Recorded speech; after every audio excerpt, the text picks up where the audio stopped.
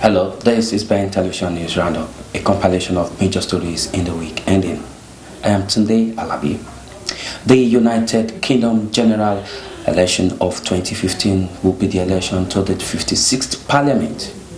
The most well-known candidates participating in the 2015 elections that will determine the next Prime Minister are David Cameron of the Conservative Party, leader of the opposition party Ed Miliband of the Labour, and the current Deputy Prime Minister Nick Clegg of the Liberal Democrats, and indeed Nigel Farage of UKIP. Yodin Benga has been talking with the public on their views about who will make a better Prime Minister and why come the next general election in the United Kingdom. The United Kingdom's general elections around the corner. I'm going to be interviewing the general public and ask them who they think will make a good Prime Minister and why. I'm afraid I don't think any of them will. I'm not very happy with David Cameron at all, but I've never been a Conservative. But then I don't really think that David Miliband's the right person for Labour either. And I certainly don't like UKIP, and Nick Clegg's a sellout Tory. So I have very little hope, but I still probably vote Labour. Anyone who's not a Conservative, and I don't know why, but I just don't like Conservatives. As far as we know, David Cameron is a good guy. And, we heard nothing else. It's really good. Yeah. We're from Sweden, and we don't know the British politics so well, but it's probably a good alternative. Yeah. The only risk for us that we want that we should go on together, and sometimes we have the feelings that Cameron would try to split up, but we hope not. Conservative Party is not for the working class. And why is that? Why? Because that is the Conservative policies, to use the working class to keep the rich going. To be honest, when Labour was in control, I think things was a lot better than the Conservatives, if I'm honest. So if it's Liberal Democrats, Labour, I don't really have much choice. But hopefully, whoever's in control, it's best for all parties. Well, I'm a Labour supporter, but to be honest, Mr. Miliband has not actually said anything that will actually inspire me. So I'm caught between a rock and a hard place, to be honest, and I'm sure there's thousands like me, or actually millions.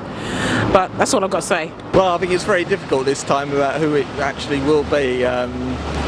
I kind of instinctively go towards Labour, but I think really that I'm not absolutely convinced about the current Labour leaders. So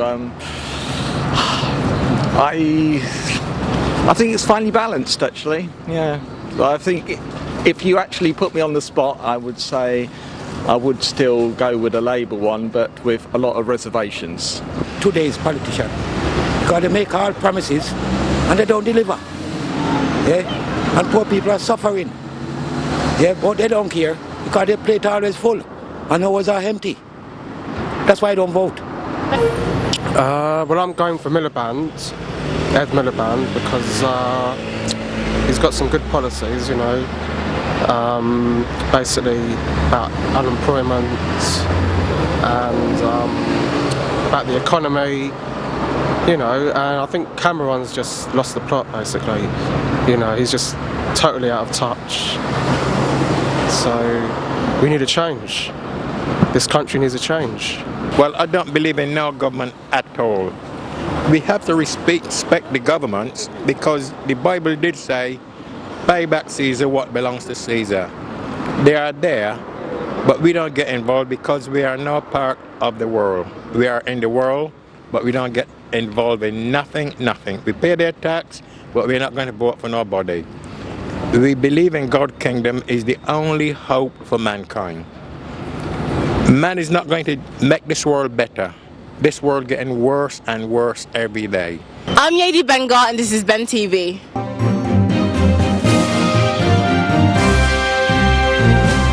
French police have moved in to clear makeshift camps occupied by migrants, mostly from Africa and the Middle East, who are trying to get to Britain.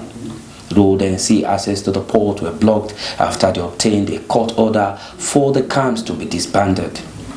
Many of the migrants were moved to a bus and are believed to have been taken to a secure migrant detention center outside Calais.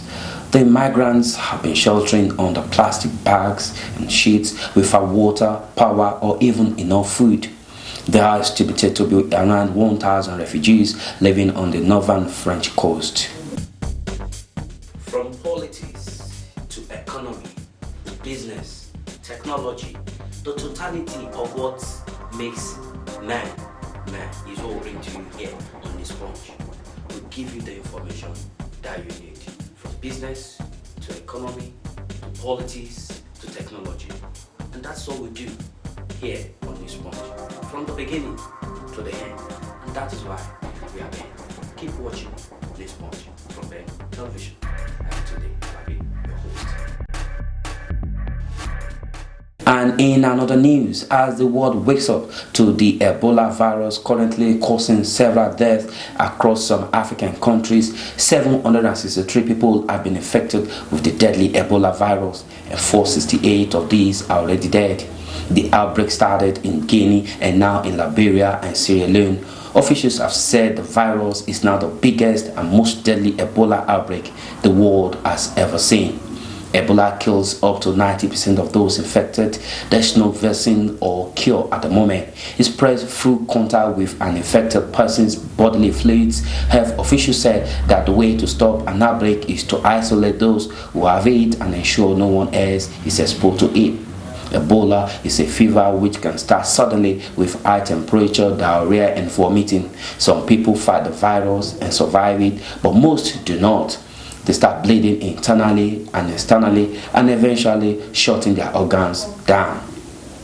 Health officials from countries such as Ivory Coast, Democratic Republic of Congo, Gambia, Ghana, and 7 more countries will attend a meeting in Accra, Ghana, to find a way to deal with the deadly Ebola outbreak in Africa. I am on the streets of Abuja, the Nigerian Federal Capital Territory, just like any other nation. Nigeria is coping with various challenges, which include socio-economic issues, unemployment, and insecurity. As we are alive to review the first 100 years of our nation, so by the grace of God, with others, we are alive to review what we have done during the time that we have the opportunity to be in the leadership of this country. We cannot continue like this as a nation. A time will come when the poor in this country will have nothing to eat but the rich. A time will come, those of us who drive on jeeps, it will become dangerous to even drive those jeeps outside. What happened in Libya is smelling in Nigeria. In a quest to provide solution to some of these challenges, here comes Project Nigeria. And this is all the story we have for you here on News Roundup this week. My name is Tony Alabi. Thank you for joining us. Until we come your way again next week, do have a good time. Bye.